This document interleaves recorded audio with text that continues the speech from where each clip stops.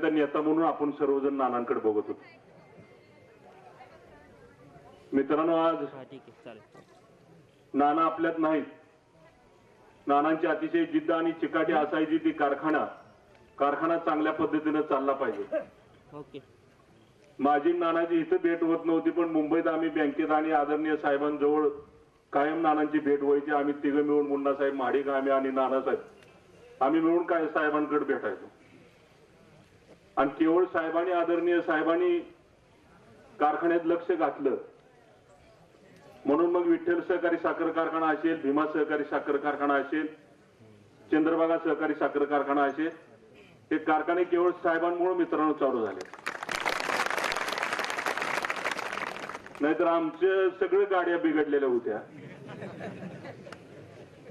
म्हणजे आम्ही काही चुकाही केल्या नव्हत्या. साहेबांनी मगाशी म्हणलं आम्ही मॉडिफिकेशन केलं. विठ्ठल 5,000चा 10,000 टनी केला, भीमा वाढवला, सहकारी शिरोमणी 2,500चा 4,000 नेला. आणि आमच्या दुर्दैवाला नेमकं दुष्काळ समोर आला आणि त्याच्यामुळे सगळ्या इतर ओव्हरहेड कारखान्याचे व्याज वगैरे आपल्यावर अडचणी आली. त्यामुळे मागच्या वर्षी बंद ठेवायची वेळ आली.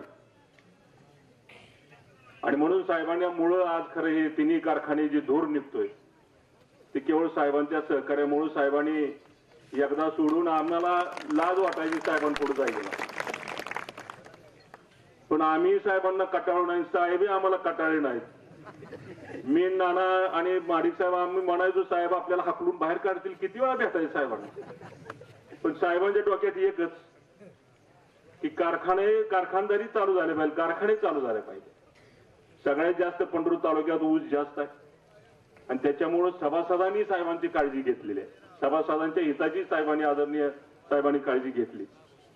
आणि म्हणून साहेब तुम्ही जो विश्वास आमच्यावर टाकलेला आहे त्या विश्वासाला पात्रावून आम्ही इथून पुढे अतिशय चांगल्या पद्धतीने कारखान्यांच्या माध्यमातून सगळे जे जे तुम्ही सांगताल त्या पद्धतीने चांगल्या पद्धतीने नक्कीच शेतकरी, सर्वसामान्य शेतकऱ्यांचं हित साहेबांच्या डोळ्यासमोर असते काय.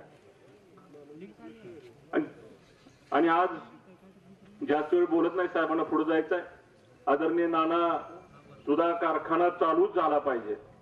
एवढ्या अडचणी आम्ही ज्या टायमाला बँकेत बसवायचो, सकाळी शिपाई सुद्धा बँकेत लवकर येत नव्हता, पण आम्ही चौघजून बँकेत जायचो आणि तिथं गेल्यानंतर दिवस आम्हाला बसायला लागायचं.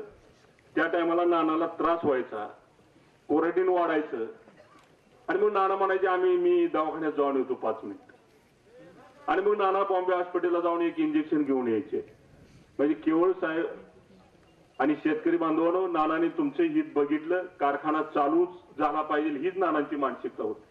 आणि या दगदगीमुळं खरं नानांना विश्रांती मिळाली नाही. नानांचा स्वभाव नडला, कोणाची ऐकत नव्हते. एक जी मनात जे काम धरलेलं ते काम पूर्ण झालं पाहिजे. आणि हा कोरोनामुळे नानांना गाठलं गेलं आणि परत नानांनी डॉक्टरची ऐकलं नाही. आणि म्हणून आता नानांची जबाबदारी आपल्याला सर्वांना मिळून पार पाडावी लागणार आहे.